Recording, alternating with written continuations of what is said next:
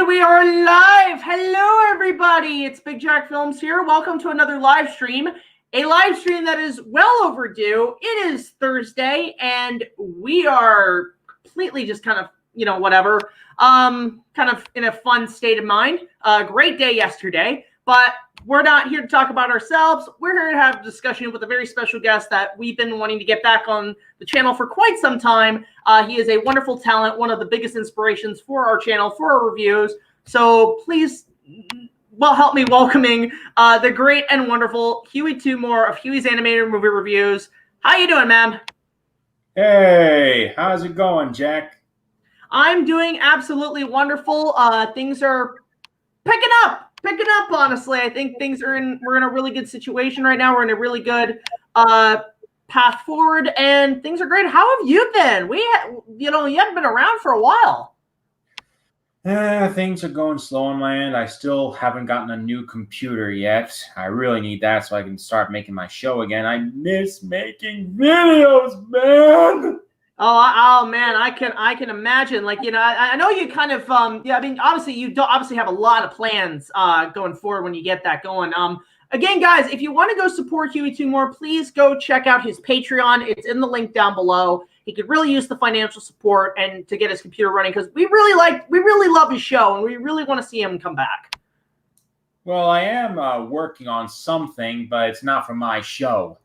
I am doing a co-review with Issac for his show. Oh, Isaac's amazing. I love working with him. I don't want to say what it is because that would be spoiling, but yeah, expect to see it in the upcoming months. Yeah, it's like, oh great. J.J. Abrams got to all the other internet reviewers, we're doomed. J.J. Abrams, he's got his mystery box, the NDA agreements. Oh God.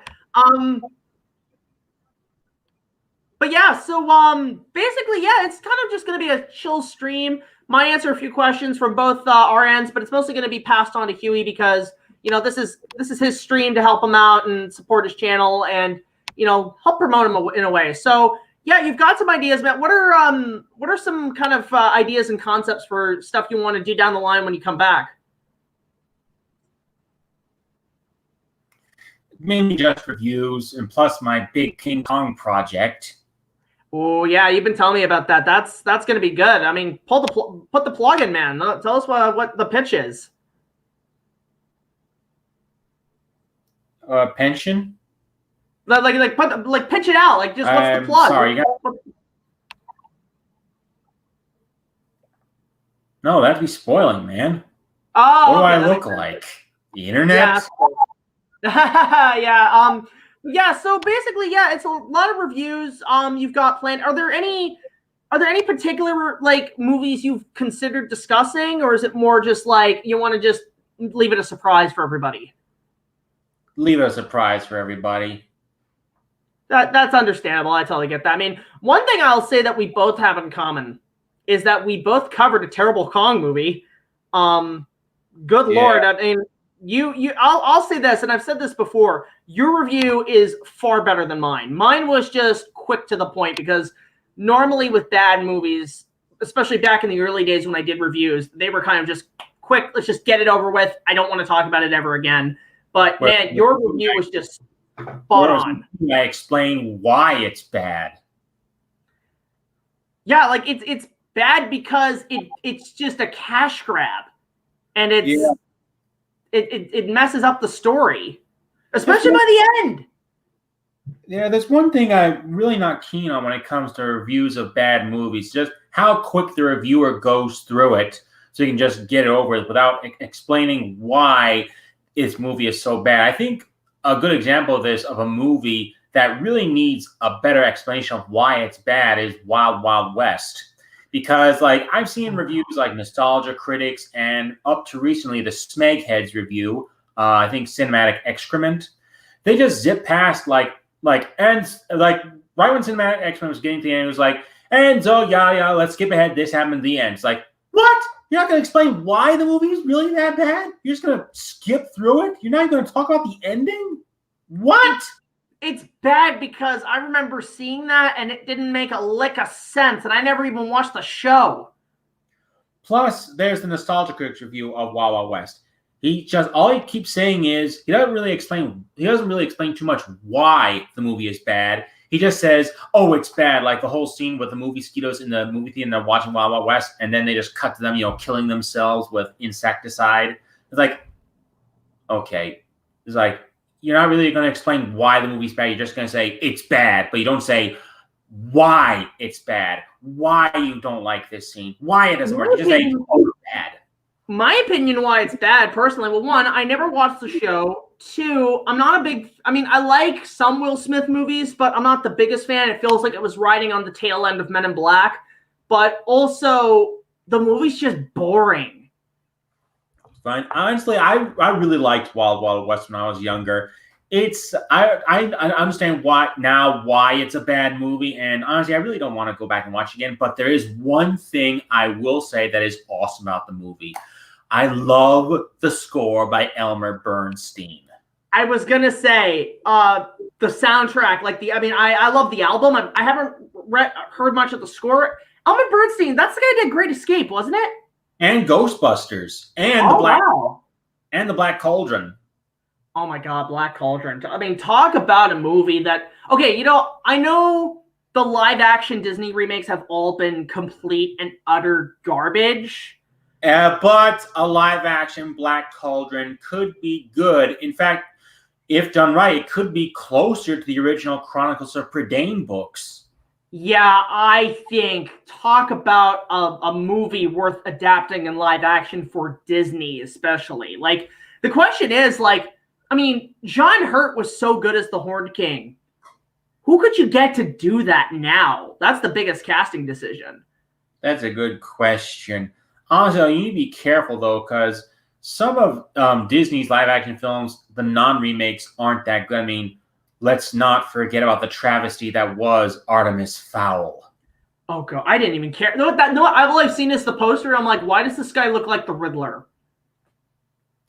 I heard the books are good, but the movie, they just oversimplified everything. I heard. Yeah, it's so, yeah, for me, it's like in terms of the live action movies, I mean, the only one I thought were okay and passable. I mean, I know people had their issues with the first Alice in Wonderland, not Through the Looking Glass, but I thought for the time it was okay. But I mean, I haven't looked back on it since. All I remember was that big Jabberwocky battle. Then again, I'm a sucker for epic battles. It was Maleficent was all right, but things like Beauty and the Beast was garbage. Like pure garbage. I didn't see what was it, Pete's Dragon. I heard that was good. Lion King I am very 50-50 on. Like, I like the visuals, but as a remake, it's a piece of shit. I'll just say this. I am so looking forward to YourMovieSucks.org's review of this, because he's been working on this for about a year. And it's like the hype is real for that review, because he said that is the worst movie he's ever seen in his life. Right. What about the Aladdin remake? I skipped on it because I wanted to see what the reviews were like. I was thinking maybe it would have been good. Like, maybe it doesn't look that bad. The effects look okay. It looks pretty standard. But then I saw the reviews and I'm like, no, I'm passing on this. No, thank you. Yes, but I will say I love hearing Will Smith's renditions of Friend Like Me and Prince Ali. I'll admit, Will Smith can sing. He can do look, I didn't see a problem with him as the genie. In fact, you know what? I thought he was actually probably one of the only good things about it. And he was considered, the complete butchering of the film, because how dare you tarnish Robin Williams? Like, I understand. I love Robin to death. But I mean, I'm kind of curious to see what Will Smith did, and he did okay. But like, man, I mean, for one, it looks so bland and dry and doesn't have the energy of the original. And I want to say this: talk about wasting a great actor. The guy wasn't the guy who played Jafar the same guy who played Adolf Bey in the Brendan Fraser Mummy movies? I honestly have no idea. I think it was. Talk about a waste of a great actor and a way to butcher one of the greatest Disney villains of all time. It's one of the things I don't like about Disney live-action remakes. The villains aren't fun anymore. They took the best elements of what the originals made good. And it's like, well, we can't have bad guys anymore. Like, let's make them relatable. It's like, I don't want to relate to my villain. I want to hate my villain. I want to have fun with my villain. Why like, you turn these over-the-top characters like Jafar and Scar, who, well, you could say that Scar was over-top at times, but you could, he was a good villain, but just make them so boring. Scar, I'll say, is the only one of the villains that I actually felt was, okay, for a different adaptation, it's interesting, but you took away kind of, like, I mean, it was interesting to see kind of how they explained why, but at the same time, it's like, it takes away a little bit of the mystery of the villain. And I agree with you. I love hating my villains. The last great villain that I felt was justified in that sense, and you probably never watched the show, but a lot of the villains in Game of Thrones are villains that you love to hate. Yeah, I don't watch Game of Thrones. I wouldn't recommend it for you, man. It's definitely not something I think would be of your taste, but I'll say this. Like, okay, so with the live-action Cinderella, for example, I thought the movie was fine, but there's one thing that just irked me. Kate Blanchett was completely miscast in that film. I have to disagree. I mean, like, look, she could play great villains. Like, I mean, I liked her in she was one of the only good things in Crystal Skull. But in terms of like a villain like this, because the thing is, casting that role specifically for Lady Tremaine is really stepping on like very thin glass for me, because Lady Tremaine is one of my favorite villains. Mm-hmm. She's up there with Frollo and shit, but you know who would have, okay, if they want, because the whole movie felt like it was playing safe. If they wanted to play it safe, the perfect casting for the stepmother would have been Lena Headey. And if you watch Game of Thrones, you can see why I would have cast her. And Michelle, yes, it's not wrong to make sympathetic villains. It's just that Disney villains like Jafar, Hades, and Scar and Gaston, you just, want to have fun with these guys. But in the live-action remakes, they just make them so boring and such. Like, Jafar doesn't have any funny moments anymore. And Gaston isn't as over-the-top as he was in the original movie. And Scar had his funny moments, but no, now they have to be, like, over-serious. Like, Jafar is serious. Scar is always angry. It's just not... They jokered them. They jokered them. That's all they did. Jokered them? Meaning, like, they said, oh, well, the villain can't be just a fun bad guy anymore. You have to relate. You have to be sympathized with them. You have to be on their level. I'm like, I don't want to. I agree with you. I don't want to. Okay, anyway, back to Kate Blanchett as Lady Tremaine. Like I said, I have to disagree how she was miscast, because I don't see the live-action Cinderella as a remake of the original Disney film. I just see it as another adaptation of the fairy tale. And as a wicked stepmother, Kate Blanchett did a good job. Okay, in that sense, I understand. I mean, something like if you were to adapt, say, Cinderella 3, where you take Lady Tremaine, you turn her into frickin' Voldemort, then yes, cast Lena Headey. But for that kind of character for Kate, no. But like as a different adaptation, it's totally fine. It reminds like Ever After. Sort of. Right, because that's how I view the live-action Cinderella movie. It's not a remake of the animated film. It's just a new adaptation of the fairy tale with some nods to the original animated movie in there. That's how I see it, and that's why I enjoy it. And that's the thing. Like, it's not to take away from Kate's performance. I felt with the material she was given, she tried.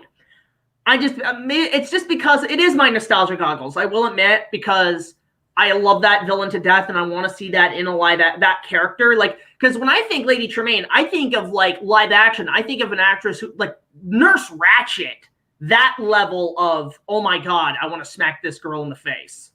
Like that level of like, I love characters that you're so angry at them that they're winning, you want to punch the screen. Your villain works on that. Like, again, with Game of Thrones, there's King Joffrey. talk about a villain that every night I saw him, I wanted to take a baseball bat to the television. And it's funny. I met Jack Gleason, the kid who played him. I met him. He's a really nice kid. And I told him that, and he was looking at me like, oh my God, this kid's going to knock me out. And I just told him, you have played probably, I mean, I'm a minority on this, one of the greatest villains of all time. And I shook his hand and I left, and I called my mom and I said, Mom, I might have shook hands with the devil incarnate. And she was like, what did you do? I just said, I met Jack Gleason. Yeah. Actually, it's funny because that's the same kid from Batman Begins. Thoughts on the Descendants trilogy? Haven't watched them, and honestly, I am not interested. There's some Disney stuff that I'm just like, I don't really care. I'll say this, like, when I heard the news, they're doing a live-action Peter Pan, and Jude Law is Captain Hook, I'm like, you know what? I'll give it a chance. At least it's not Pan. Hey, what about the 2003 Peter Pan movie? That was good. I mean, Jason Isaacs was a terrific Captain Hook. Talk about a film that's been underrated and completely forgotten about. And I know why. Like, kids are coming out now saying, I love this as a kid. This was my childhood. Okay, that's fantastic, and I love it. Here's the reason why it was forgotten about. It came out the same weekend as Return of the King. Right. So, guess what? All movies, hold on a sec. All movies after that just, good luck, guys. Good luck. You're not gonna make the box office. Right. I want to say it is a good adaptation of the original Peter Pan story, but you can see there are nods to the Disney version, like when the kids are flying through London, John grabs a top hat off someone's head, and he puts it on. It's like, it's a Disney. I get a Disney callback. I'll say this too. It's like it's funny because I've been looking up research because I've considered reviewing it because I actually find the movie almost like in a way a unofficial prequel to Hook. So you can watch Peter Pan and Hook back to back. I was watching in movies too. I saw the exact same way. It's a prequel to Hook. You know? Yeah.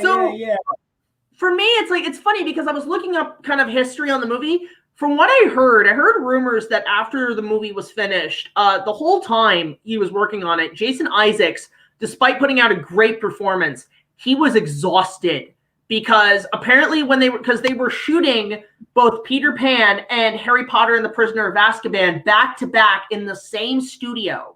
So, apparently from what I heard, like Jason Isaacs, it was kind of like the Michael J. Fox syndrome in Back to the Future, where he would shoot stuff in the day as like one character and stuff at night. So like he would have to film Lucius Malfoy one day and then quickly change on a costume, go into Captain Hook in the other. Right. Like, can you imagine it's convenient for him so he doesn't have to travel, but poor Jason going through all that. Okay, we're getting a lot of questions in here. Can you guys slow down? I want to try and answer them all if possible. I appreciate the questions for you, but please slow down so I can read them all. Okay. I'm sure I think there's a slow-mo on SteamYard. I just completely forgot how to do that. Let's see. I'm going to scroll up a bit. Let's see. Hewy. Nintendo Fan 101 asks, Hewy, what do you think about Shere Khan, the Jungle Book remake? Loved him. I loved him. I friggin' loved him. I have still to watch that, and I've been getting requests to do that for an opening night, which I do want to do. I have access to the film finally. I got my Amazon Prime account, and so I'm going to watch it.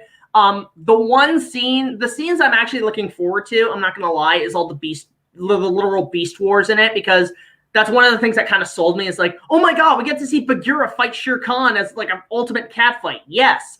We get to see like Baloo fight him. Let's go. Let's make it like... Yeah. I see the movie as an adaptation of the version we almost got from Disney in the 60s, but then, Walt Disney changed everything. Like Bill Peet, who worked on movies like Pinocchio, 100 Dalmatians and such, wrote a treatment for the movie that was going to be a little more serious, a little bit more like the original Rudyard Kipling novel, but he and Walt had a disagreement, and Bill Peet left the studio, and Walt said, we're not going to do that. Don't forget about the book. Don't read the book by Kipling. Here's how I see the movie.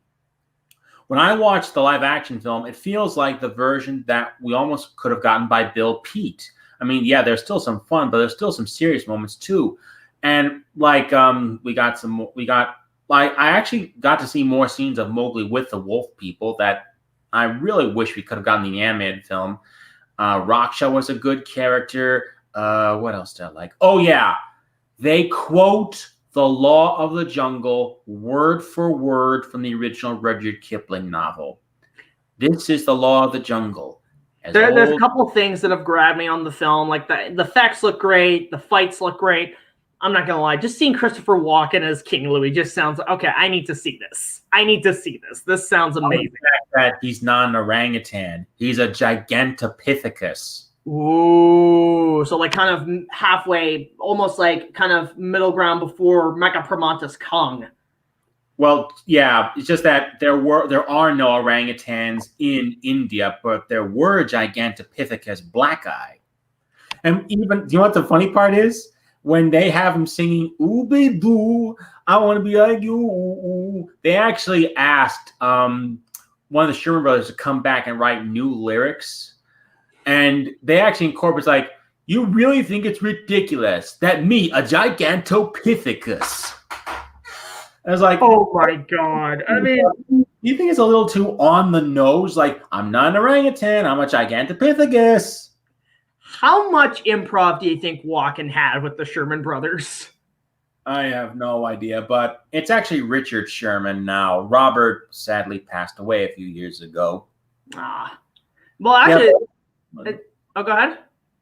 What do you think? But the thing is, though, that's the one. This is why Cinderella and the Jungle Book are my favorite live-action Disney remakes, because one, you have to get a good filmmaker who respects the source material, the fairy tale, like Kenneth Branagh, or someone who both respects the Kipling book and the original animated film, like Jon Favreau. You get people who love these movies to remake them. You don't just hire someone that's like, do it like, it's like, okay, I'm just doing this for a paycheck. Because that's how I feel the other films are. They're just paycheck movies, not passion projects. Cinderella and the Jungle Book remakes have passion. They have love behind them. The other remakes don't. Well, look, Beauty and the Beast, even if it was a good intentional kind of passion project, it was doomed from the start. What do you expect when you hire the director of Breaking Frickin' Dawn? Well, just because you directed a Twilight movie doesn't mean all your movies are bad. But the movie had a lot of Twilight stuff in it. That is true. I guarantee that was Disney saying, just make it look like that. You know what, though? Do you know what I think could have saved the remake? What could have saved it? Just make an adaptation of the Broadway show. Yeah, you know, it's funny because I actually did see the Broadway show as a kid when it came out in Toronto, and like I remember it thoroughly because like I mean when I was born in '92, so it was like probably a year after Beauty and the Beast came out, and yeah, I mean I liked the movie as a kid. In fact, you know, I'll say one of the biggest problems I had with the live action remake. What did you do to the Beast? What did you do to him? The Beast, yeah. I'm honestly though, I'm not saying the movie was good. I'm not going to say it was good. I didn't like it, but I'm going to explain a few things in the movie that I hope you'll understand why. Okay. Okay. One thing. Eternal winter in the Beast's kingdom. This is actually an inverse of the original fairy tale where it was always summer in his castle. Okay. 2, the rotunda where Maurice picks the rose and there are statues aligned on top like a stag and such. Mm-hmm. That is taken directly from the Jean Cocteau version from 1947. That exact rotunda, the statues on top of it, exactly like the Jean Cocteau version. Is that it? Or because I wanted to say we have another guest in. We do? Yep. Thought you guys could reintroduce each other. Coming all the way from Monstrosities, it is Matt. Somebody said cockatoo, and I was like, somebody calls me, and I just had to be here. It's him, Hi, Matt. How you doing? Apollo Z, hack himself. Hewy Toomore, long time no see, my friend. Big Jack, a pleasure as always. How are you, sir? Looking good today? Very good, very good. It's been a busy day for Kaiju fans, I'll say that. Oh, yeah, that's for certain. Hewy, how you doing, dude? I'm fine, man. The last time you and I ever spoke to each other was when we did the top 10 Harryhausen creatures list. Which was like almost a decade ago at this point? Was it Yeah, not? I think 2013, like a little bit after Harryhausen's death. About 8 years ago then. Might as well have been 10 years. Yeah, so what's up, Matt? How have you been? Hanging out, man. Hanging out, like Jack was saying. Things are about to ramp up here on the Kaiju front, so that's kind of exciting. Everybody, including myself, are going to jump in to freaking do reaction videos and stuff to a 4.6 megabyte JPEG. So gotta get all that ad rev. No, it's a good way. It's a good way to turn out content and get people excited. So yeah. Mm-hmm. The one way I'll just say that I'll describe the news today, it felt like the opening scene of Bambi where like all the forest animals are like, it's happening! And I'm just sitting in the background like Friend Owl just like, oh, what now? I mean, I was talking to somebody on my Discord server about this very same thing because I'll put it this way, a lot of the people that I have talked to like one-on-one, like with you, Jack, or the other people that appear on the Monstrosity streams, they have similar reactions. It's very much like, oh, well, I'm looking forward to it, but my excitement levels have really gone down. But then you get on Twitter, you look at people in the comments, and people on Facebook, and they're all about it. They're super excited, and as they should be. But Jack, I hate to say it, I'm kind of with you there. Like, I'm glad we have these things, but I'm also kind of like, I'm ready to see the movie. Like, I'm ready for it to just be kind of done. You know what I mean? That might change once the trailer drops. I don't know, but for the moment, I'm still. Remember when I said that the advertising was more about maybe they just don't want to show anything. We're oversaturated with trailers, and it's like, just go see the movie. I'm mistaken. I think the advertisement's more about red alert, it's coming. It's like they're treating this event like not just as an event, like an incoming storm. It's like, prep yourself. I'm not going to pretend to have insider knowledge, nor am I going to pretend to know how the hell they are trying to market this movie. But it's been a very strange affair, to say the least. All the pushbacks, and this is of course pre-COVID. The rumors of the test screenings not going so well, the rumors of the test screenings going really well. Like, it's just there's stuff all over the place. So yeah, I mean, it's what, like almost 2 months away at this point, a little more than 2 months away. So it's going to be good. My body is ready. I'm probably going to be sacrilegious about this, but I'm not really all that excited.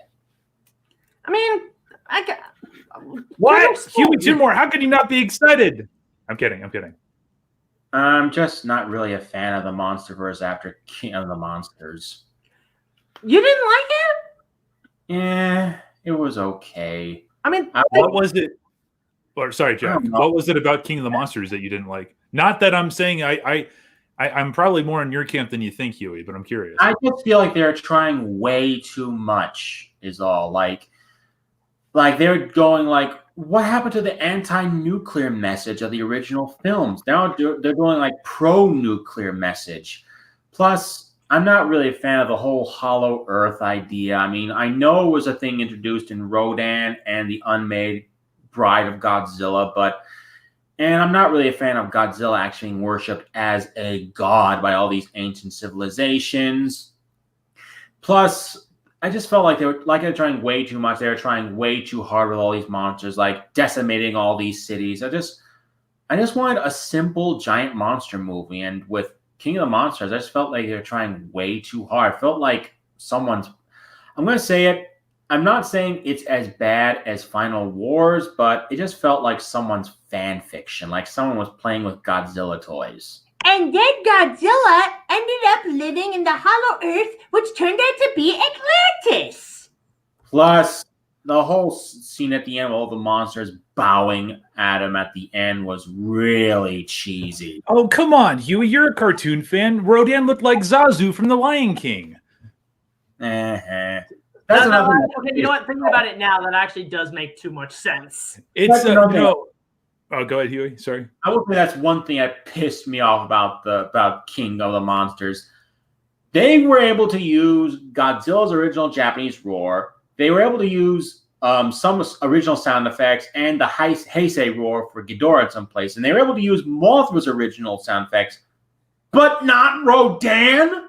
Come on, Rodan's roar is just as iconic as Godzilla's. And instead, they just make it a sped up or slowed down vulture screech. Frick! No. You know, it was that, and also I barely heard any classic Ghidorah sounds in that film. In last time I saw it, like I didn't hear the whole. Like that's what I think of Ghidorah. Well, that definitely is not in there. I mean, yeah, that's. I don't know about the Heisei one. That seems to be way more likely than the Showa sound effects. It's just one scene where they play like a quick snippet of the Heisei roar. But right when Ghidorah is touching down in Boston, you can hear the sound effect of when the Showa Ghidorah flew. That sound effect of when he flew. You know, I can't believe I'm actually like defending King of the Monsters here, but I'm going to defend King of the Monsters. I think that they put a lot more fan servicey stuff in there, like the roars and the little, you know, musical touches and shot compositions and all this stuff. I mean, I get not liking the, you know, like getting the Rodan roar is a little weird, you know, and what you were saying about like the anti-nuclear stuff, I agree with you there too. I mean, most of what we got was just super. I mean, it had the depth of a puddle on a sidewalk in terms of what it was trying to say and what it was trying to do. I think it was a lot more fun than G14 was, but I also, Hugh, I don't completely entirely disagree with you. I don't hate that movie. It's not one of my favorites. I love it a hell of a lot more than G14 because that one is on probably like my top 5 worst Godzilla movies of all time. I know, controversial, right? But I'm not yeah, saying it was bad. I'm just saying it just did way too much, is what I'm saying. I agree with all your points, and I mean, I even have a few issues with it because it does. Because the other thing is, the movie just feels like a Marvel movie. That's another thing. It just feels like it's. Isn't that what everybody wants, though? It's suffering from what I call Marvelitis, where we're trying to copy it. But here, I mean, I agree. Like even some stuff is even passed by like it was nothing. Like, you know, the Oxygen Destroyer. I think that would be more of a big deal than just a passe, here's a way we can possibly kill him. Or how about burning Godzilla? How about burning Godzilla at the end? Oh my god, yeah, it's like...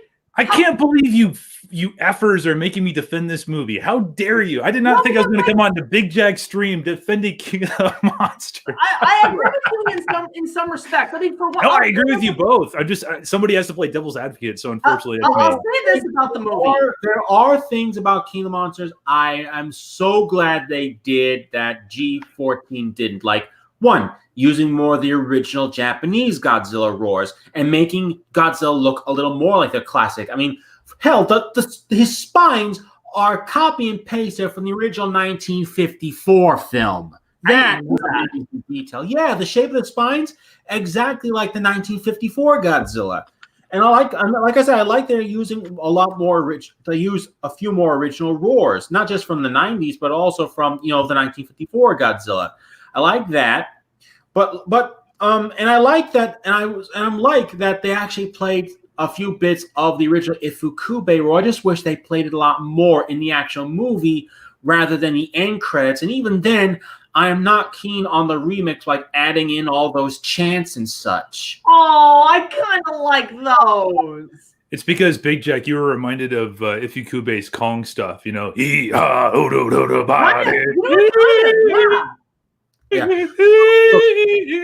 Like that, I do like the movie. It's just if I had to go back and watch one particular MonsterVerse film again multiple times, it would be Kong Skull Island. Yeah. I wanted to bring up with the film. It's like, yeah, King of the Monsters. I'll say this: if there's one thing I really like, and it's something I tell a lot of Godzilla fans, be thankful we finally got an actual Hollywood Godzilla movie in the style of the Toho films, because 98 was not Godzilla. 2014 was a good try, but it kept teasing. And also I'll say this about 2014. I like King of the Monsters more than 2014. 2014, the advertisements lied because they pretty much promised straight up adaptation of 54 with Bryan Cranston essentially as our Raymond Burr character. Yeah, exactly. You promised us that. Like, I wanted to see the consequences of nuclear destruction. Just to really dive deep into what made the original great. You gotta hand it to him. Sorry, not to interrupt you, Big Jack, but it's amazing that Hollywood can get away with doing that, like doing the false advertising and also doing it not like in terms of like secrecy or something, but just purposely putting together things and putting scenes in these trailers, like Spider-Man and Iron Man in that one Spider-Man trailer. It was never a thing. Like what you're saying about Godzilla 2014 was never a thing. It is essentially like you're lying to your audience. And I also, but then I wonder, it's like, if they, I mean, there's probably no law against this. It's like a play or a motion picture, but at the same time, it's like you're advertising a product that doesn't technically exist. And you're trying to hype people up for something that isn't really what they're getting hyped up for.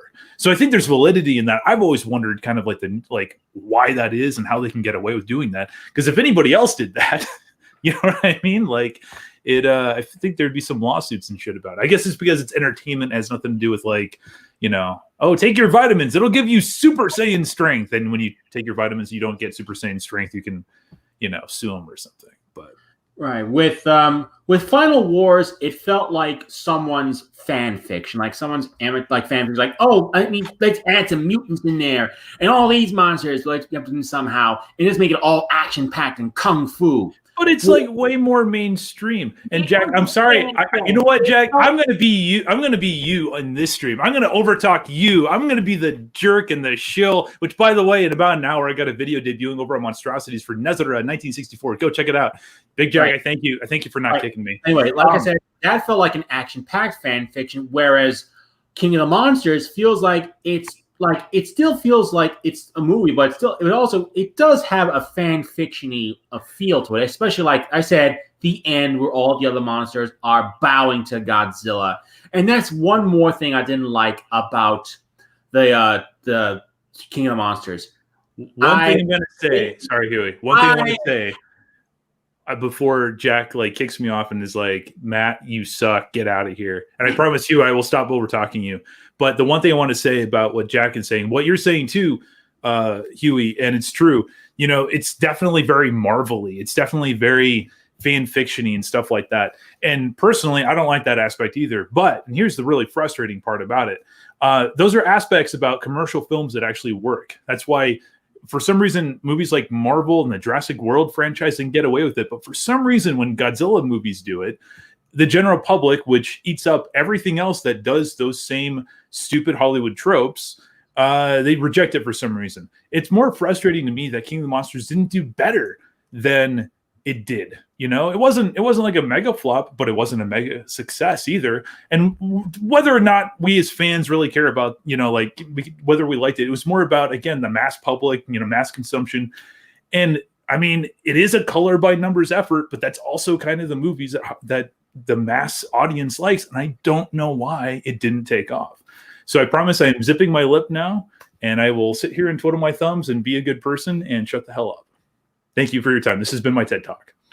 Anyway, one thing I is this is a nitpick. I don't like that the Kaiju are called Titans.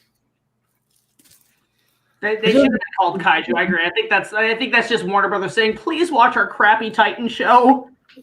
It's like, I just don't like how they're calling Titans. Like, I think they're trying way too hard to make all this biblical. I mean, they're naming a lot of all the other monsters after creatures from mythology, like Methuselah or Behemoth or Scylla, like that. You know what I'm saying, right? They're trying way too hard to make all these monsters like gods. That's called the modernized version of Clash of the Titans. Why don't you try that, Warner Brothers? They already tried, and yeah. And, it's a shame because I wanted to bring this up with Ray Harryhausen. I think when the first one came out, I don't know what his thoughts were, but I think at the time he might have liked it. But I saw a press release early on that he was so enthusiastic in some regard about Warner Brothers wanting to do a lot of his old school projects that he even said, I don't know why they didn't bother doing War Eagles.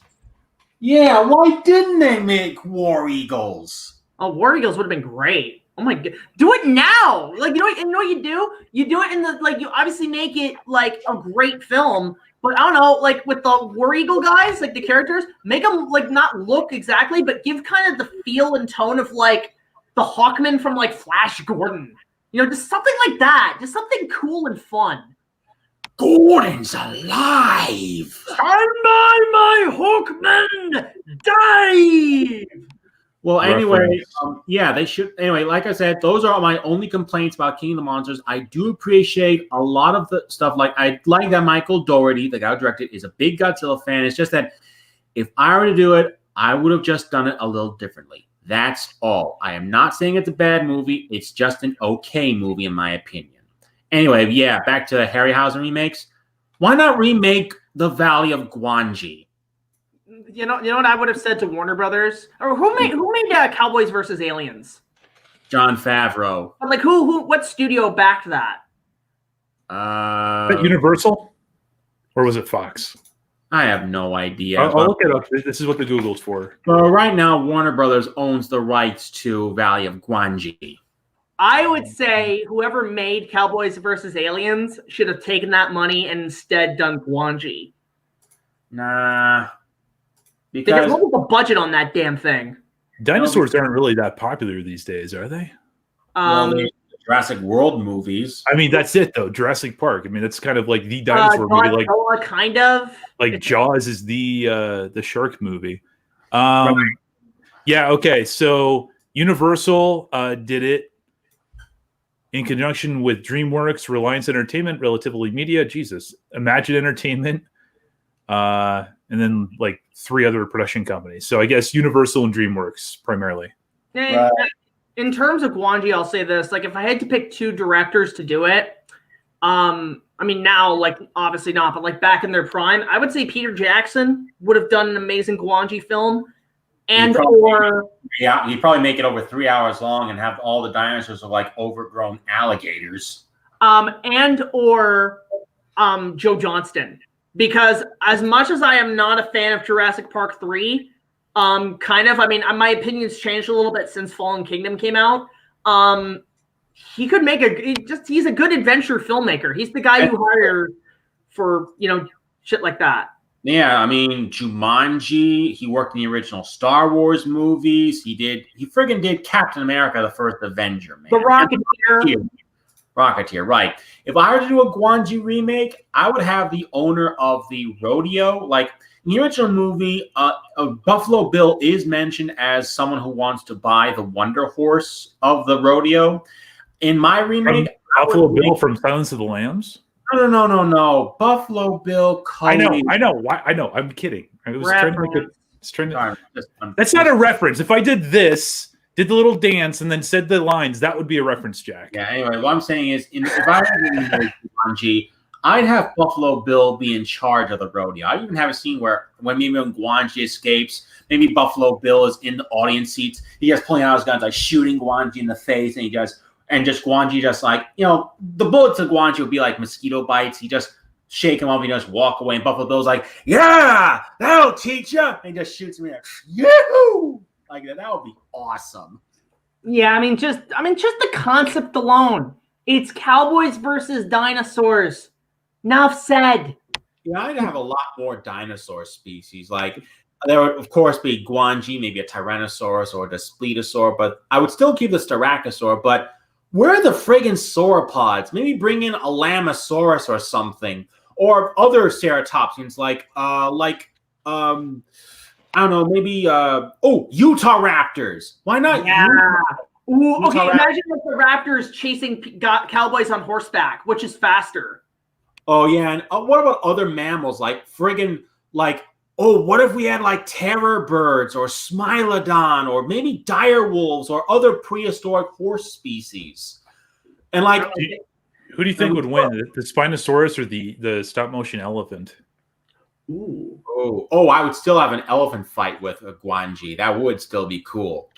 You know what you could also do? It'd be cool to kind of have it where it's like a parallel where it happens later on, but have it where maybe, just as an idea concept, in the valley, Gwanji fights a mammoth, maybe leaves, like retreats from it, but then when it comes fighting the elephant, he actually kicks the crap out of him. Well, maybe not a mammoth, because I doubt woolly mammoths would live in such a hot climate, but maybe like a mastodon or maybe a Colombian mammoth, you know, a species not with so much hair on it. Oh, ever heard of Cosmoceratops? After the stream, look it up. It's the ceratopsian with such a really strange frill where all the spikes in the frill curl downwards. It's such an amazing species. Ooh. Yeah. I'm slowly learning about new dinosaur species over time, like Pachyrhinosaur, Aneosaur, stuff like that. I'm very far behind on that. Right. It's just that this is what happens when you grow up with a brother who is obsessed with Jurassic Park and draws dinosaurs all the time. You learn stuff like this. What I'm saying is, if I ever remake Gwanji, I'll just add in a lot more dinosaurs. Like, actually show the ecosystem of this valley, not just one or two dinosaurs here and there. Just show, like, maybe like dinosaurs drinking from the water or herds. Just show how these animals live in this secluded valley away from human civilization. That's what I'm saying.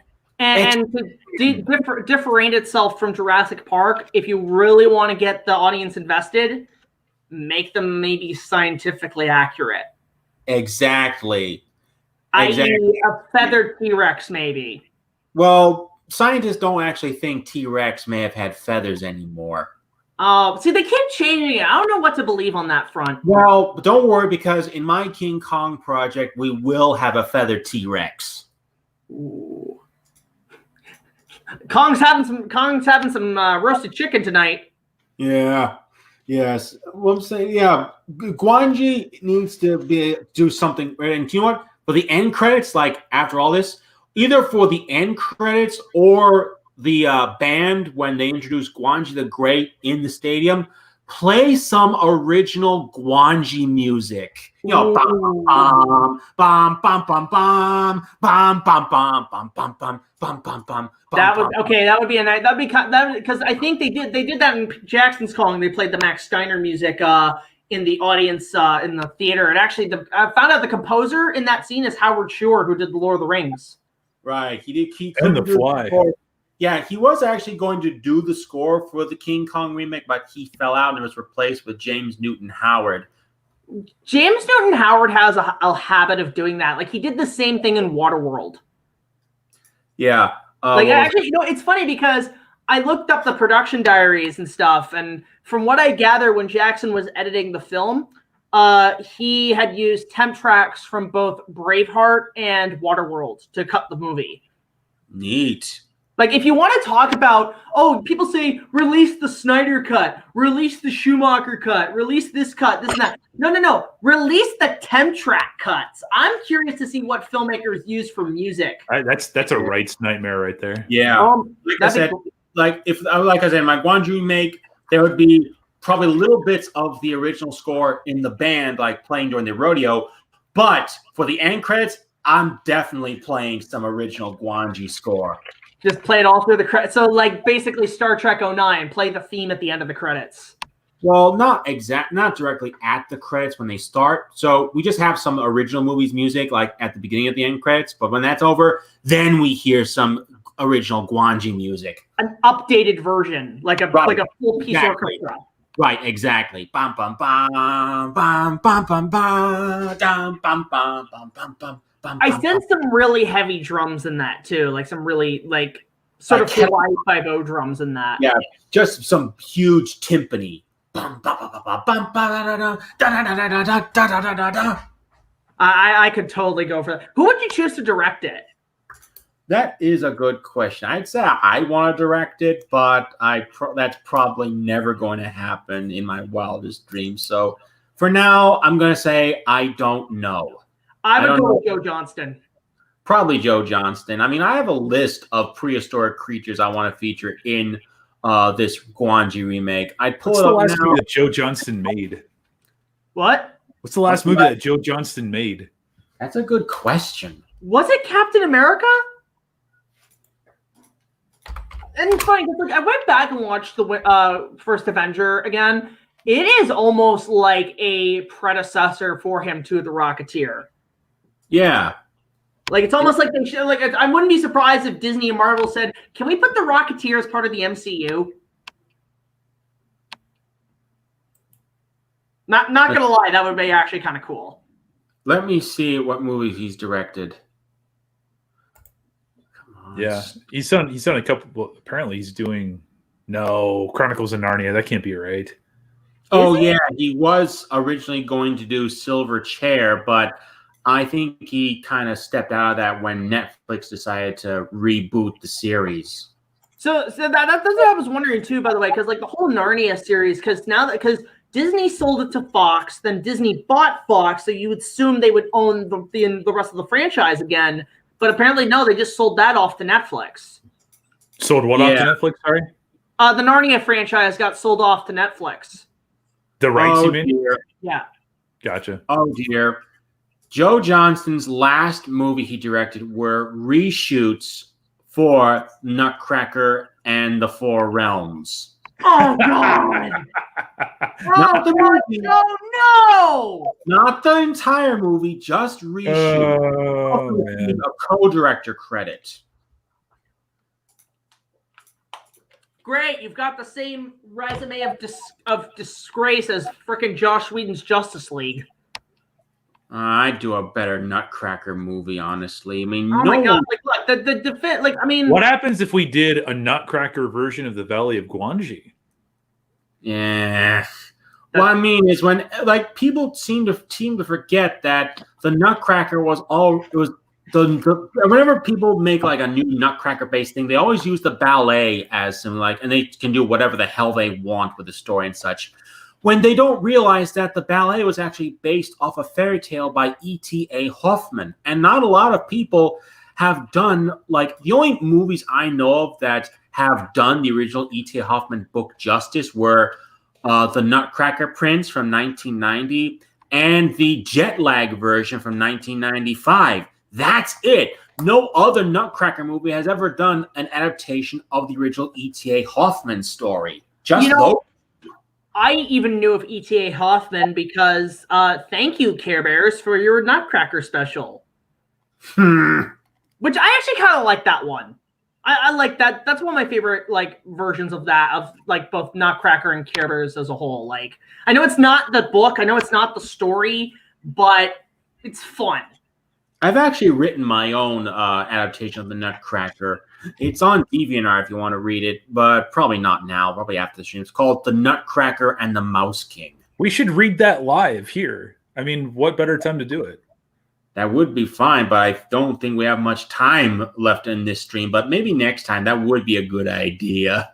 Yeah, it is. We are on a bit of a time strain because just because of let's schedule that. Next time we're on here, all of us will read my adaptation of the Nutcracker, and we'll do all the voices and such. And I'll even do the music. Well, the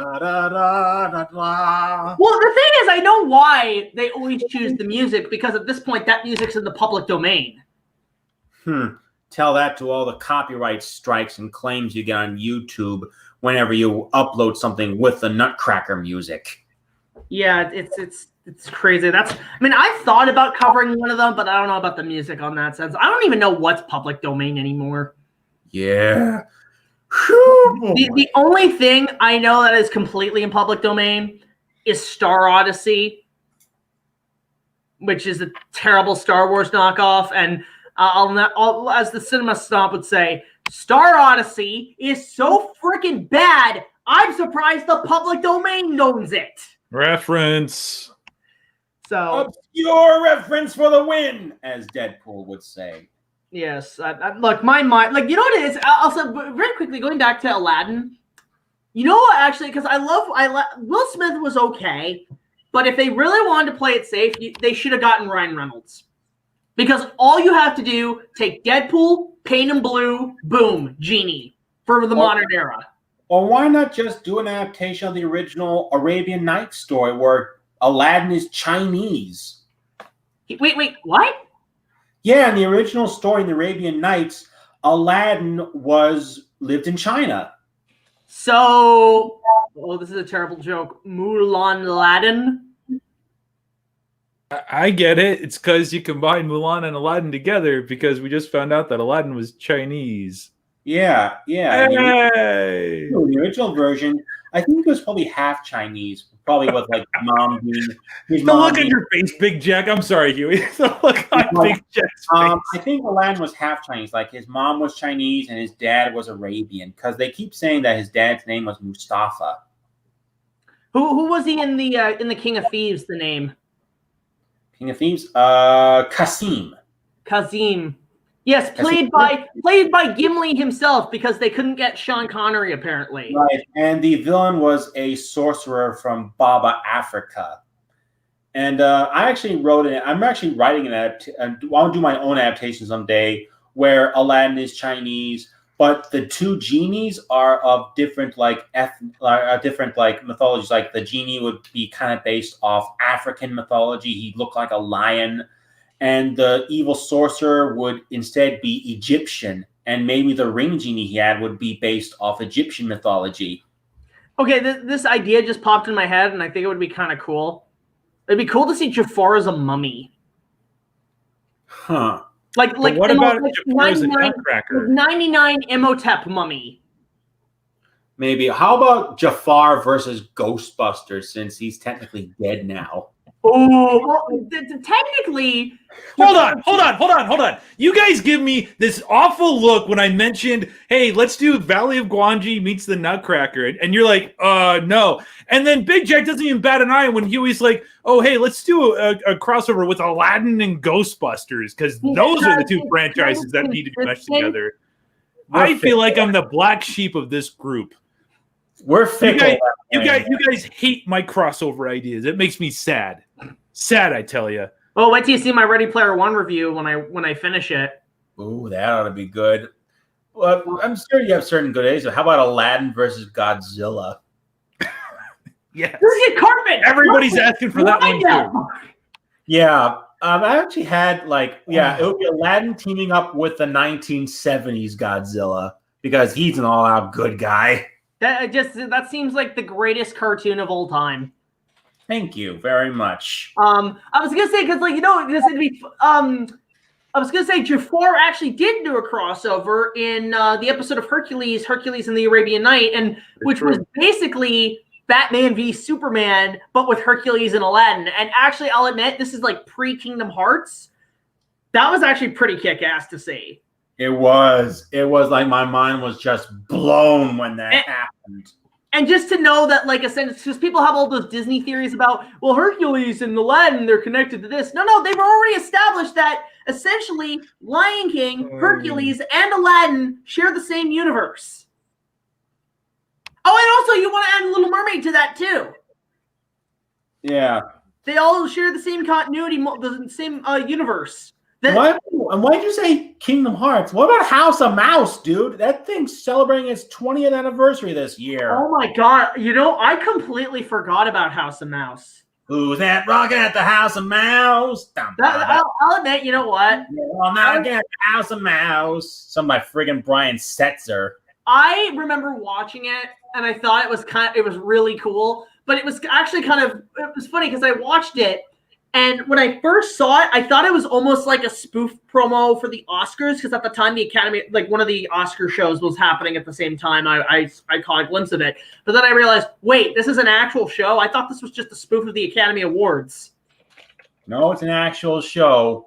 I will say, though, I think it was really just a rebrand of Mickey Mouse Works, which was sort of a thing at the time, they showed shorts in front of such. Well, Mickey Mouse Works was just basically a bunch of collection of new Mickey Mouse shorts. House of Mouse, they had host segments with the audience, but most of the time they're just playing shorts, like new Mickey Mouse shorts and such. It's funny how that show was meant to be like, hey, we've got all these old cartoons that we did, but we have no way to show them, so why don't we just put them in a TV show with all these different characters, kind of like a talk show. But like as a kid, I didn't give a crap about the cartoons. I'm like, no, go back to the crossover stuff. It did the opposite. Do you know what I've always wanted to see? A crossover with the House of Mouse, but Mickey says, we'll be taking a break from our usual show, and we won't be performing today. So instead, we'll have a very special show for you tonight. and he steps off stage. All of a sudden, you hear, "It's the Muppet Show live at the House of Mouse!" Yeah, That would be. I would love the hell out of that. That would sell tickets.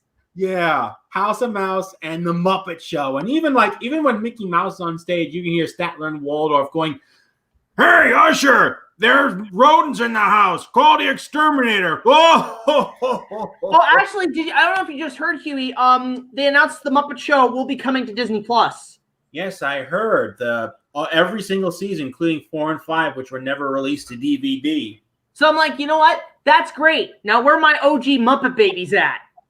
Yeah, I guess Muppet Babies is hard because of all the copyrighted clips they have in the show. Like Star Trek. Who he owns now?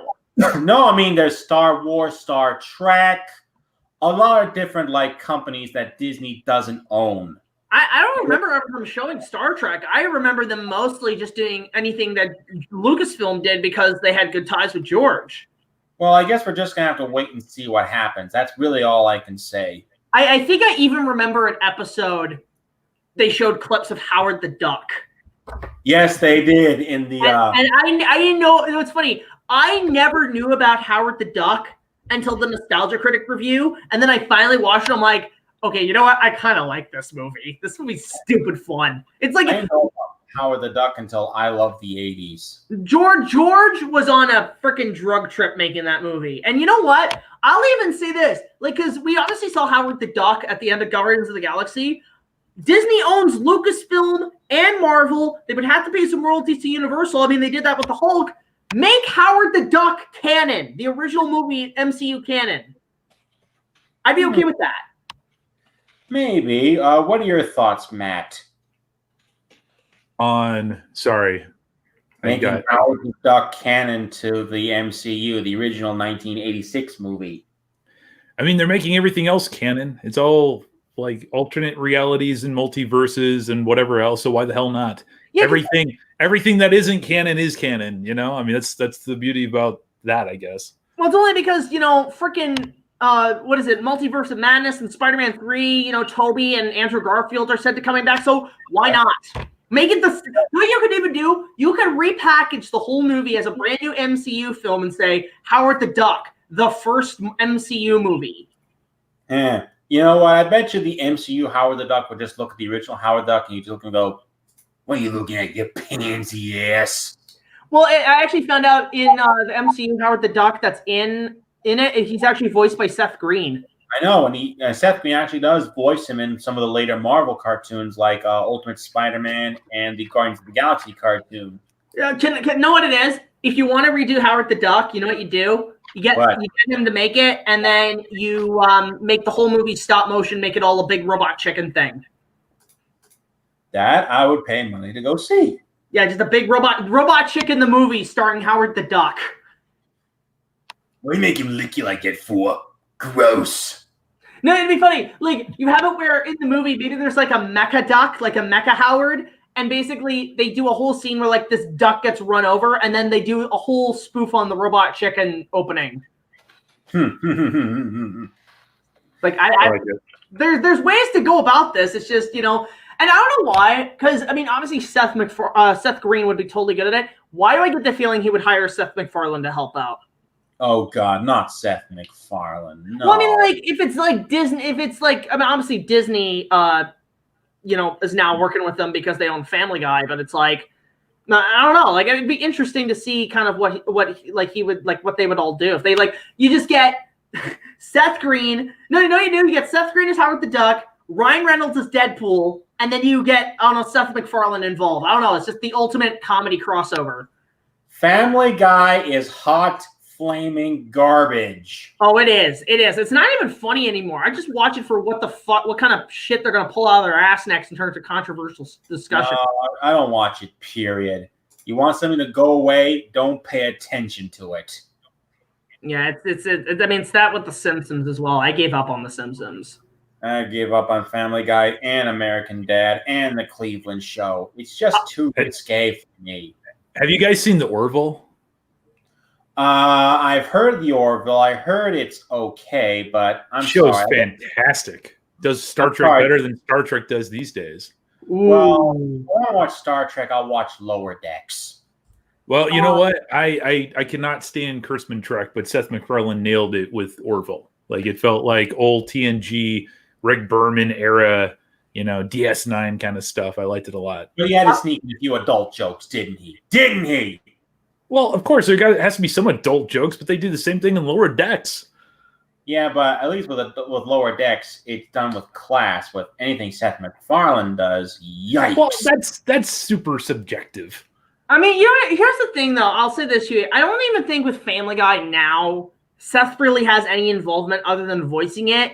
I think he's just taking the check. I think it's the writers that, like, the change in writers is what is causing Family Guy to really go downhill. I don't think it's Seth in general. I think he's just takes the check. Yeah. What about A Million Ways to Die in the West? That was I see on that one. The only scene I've seen that actually had any kind of consistently fun aspect to it was just seeing Doc Brown in the shed.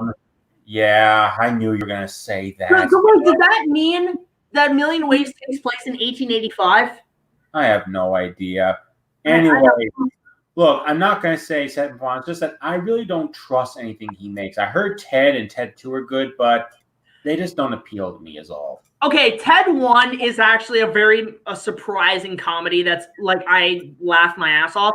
I didn't see the second one. The only scene I've seen that I actually thought was really funny was they have a scene that takes place because they obviously go to New York because you have to in every sequel.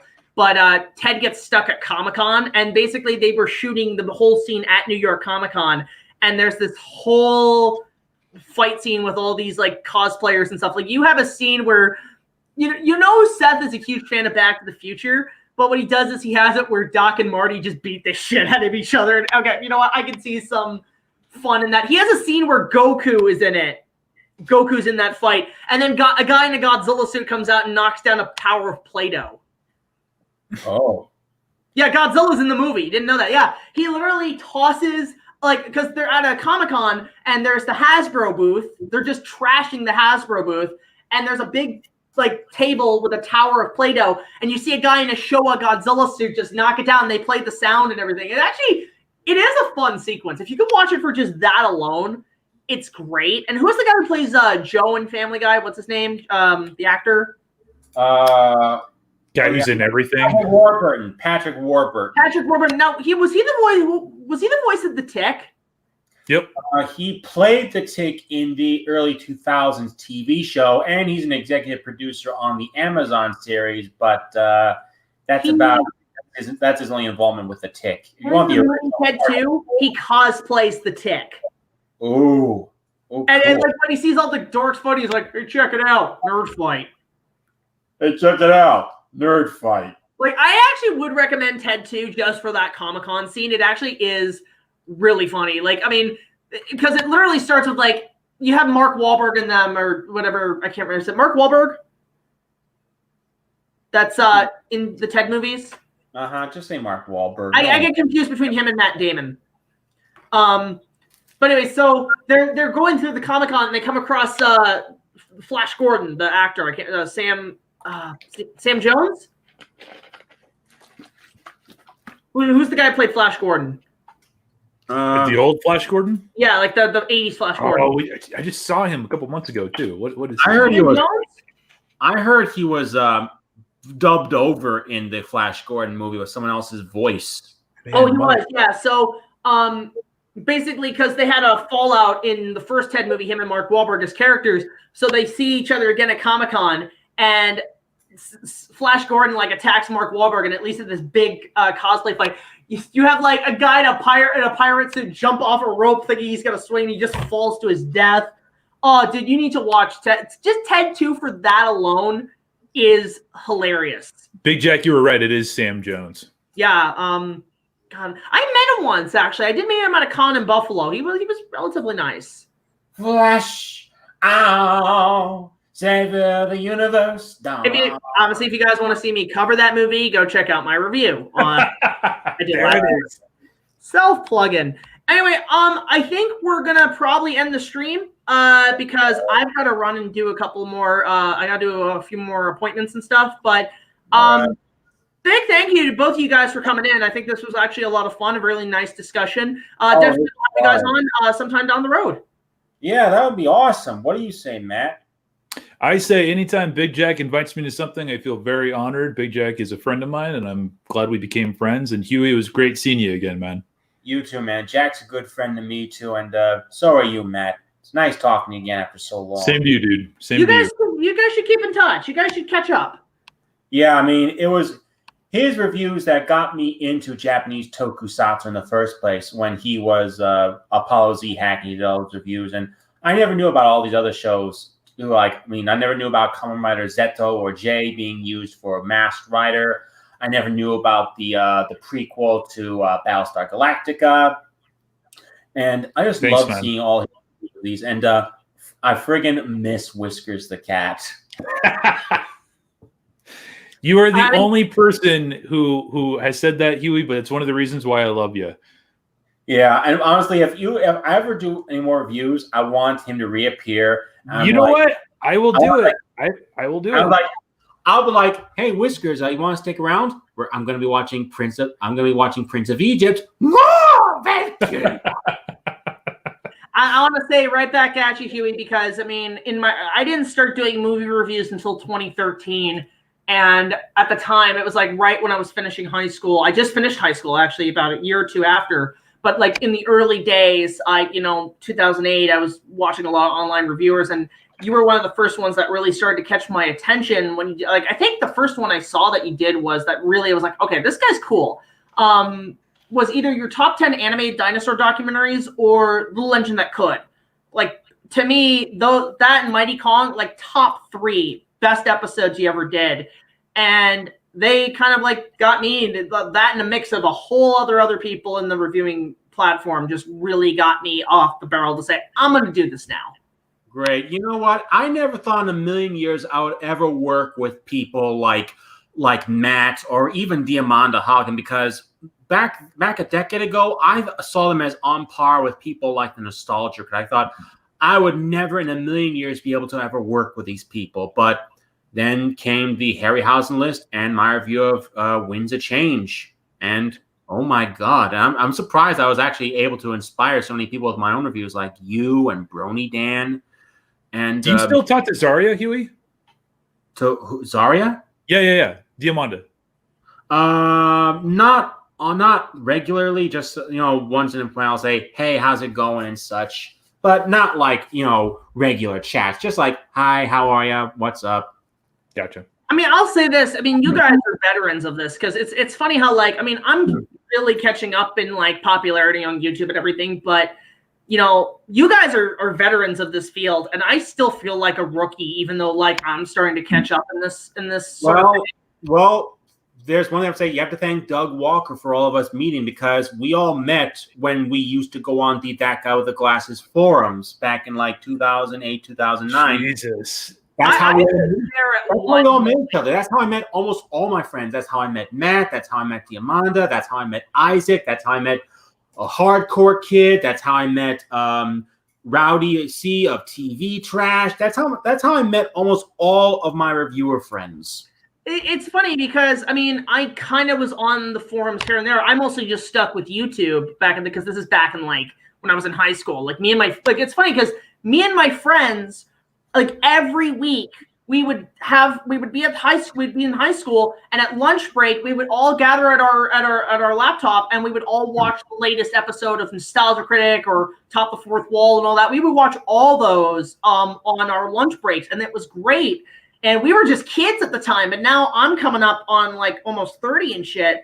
And now I feel like I'm now in the same playing field. So it's funny how even though generational gaps between everything, we're all kind of like on the same playing field now. It actually is kind of cool. I feel like Spider-Man in the MCU when Tony Stark's like, kid, you're an Avenger now. I'm not Tony Stark. I think that's also not to crowd on anybody's parade and stuff, but I mean, I really think it's also important to realize that everybody who's done this, I mean, they're just as human as the next person. You know what I mean? Like it's not really about being on somebody's level. And it takes a little while to kind of realize that. But then, once you start interacting with people like on that level, you realize that again, they're just people with the same fallacies, people with the same everything, you know. So they're even though I totally get what both you guys are saying, because I've been there too, you know what I mean. I do think it's really important to realize that, like, you know, we're all equal. I mean, everybody in the chat, all that stuff, you know. And then, like, you know, you guys you're just so more technically advanced when it came to your reviews, and at the time I was using Windows. Well, we're all at different places. You know what I mean? And like I said, I'm not trying to. I'm just saying shit on the idea. It's like at the time you were using all these sophisticated editing and special effects, and at the time I was just using Windows Movie Maker.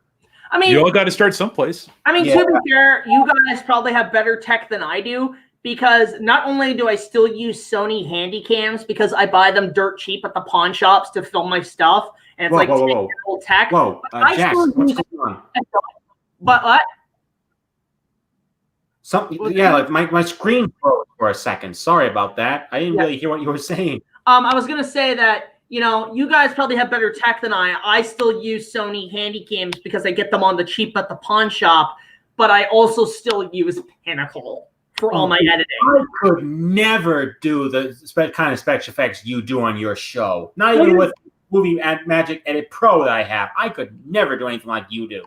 Well, I'll share a funny story before we log off. I was in the early days. I'm with you, Huey. In the early days of YouTube, I was using Windows Movie Maker, but it was more so to pass on footage from a software I actually was using in the very early days, Lego Studios. Right. I was using the Steven Spielberg Movie Maker software for Windows XP to make all my old movies.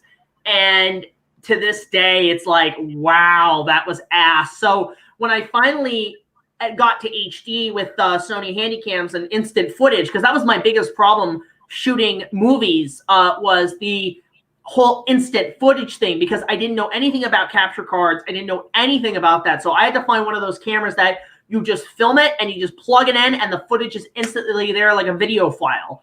I was doing all this stuff. And in doing so with that technology, I thought I also need to update my editing software. So rather than try something new that would take forever to figure out, I contacted the same company that made Lego Studios, and it was Avid. And funny enough, Avid actually works a lot with Peter Jackson for their editing. So I'm like, okay. And I contacted them and I said, what is your latest, you know, best editing software? And they said Pinnacle. So I've been using Pinnacle since, and I know a lot of people hate it. I know a lot of people have moved on to like After Effects and Adobe and Final Cut Pro. It's like, I'm very comfortable with Pinnacle because it's easy to learn and it's a good passing transition from Lego Studios to now. It's like the whole thing was like that. Oh, that's a pretty interesting story. Yeah. So, but yeah, we're going to probably call it a night. I do have to get back to work. But before I go, obviously, I want to plug everybody in. So I'll go with Matt first, and then Huey will give you a nice little plug-in at the end. So Matt, go ahead and plug your shit. Yo, go check us out at Monstrosities Tokusatsu Vlog. In about 10 minutes, we're debuting a new video for Nezura 1964, which is a docudrama that is coming out in Japan about the failed giant rat production from Daiei Studios that eventually led to Gamera. And then following up with that, we're having a sellout stream at 6:30 Arizona time to talk about the Godzilla vs. Kong poster and all that good stuff, because clicks and all that stuff. So go check us out. I will be debating if I'm going to be coming on to that, because there's a potential that I might be doing some appointment stuff. But I will definitely probably join you guys on Sunday when the trailer drops. Well, that's probably going to be a concentrated stream, but at some point, Jack, you and I should talk one-on-one, because I still would like to do other streams, like just you and I kind of thing, instead of doing the giant After Dark setting. Yeah, and you man, I'd love to be part of your stream sometime. Yeah, we're kind of doing a bit of a reshuffling with how we do things, Huey, because I'm shelving some people and doing some other stuff with things. So we'll see how it all plays out. But yeah, we'll definitely see what we can do. All righty. So Huey, go ahead and plug your stuff. Please go subscribe to me on my YouTube channel, youtube.com/Hewy Toomore. Please try and, if you can, go to my Patreon page.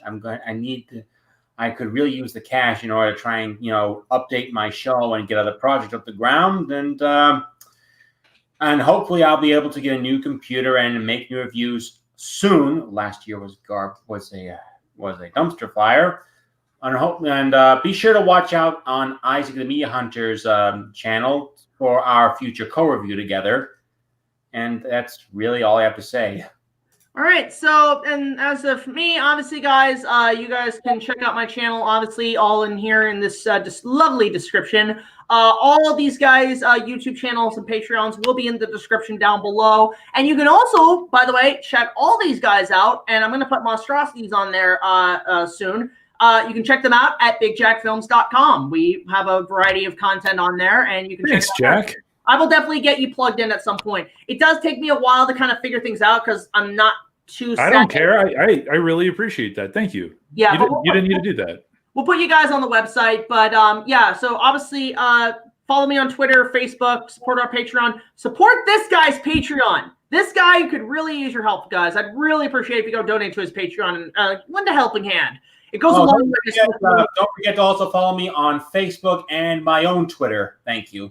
Yeah, and all these guys are so wonderfully talented, and they go a long way. And as we grow as a channel, we also do try to help the little guys. We do try to help a lot of the channels that could probably use a lot more attention than they would normally get because honestly, the analytics in this website is bullshit.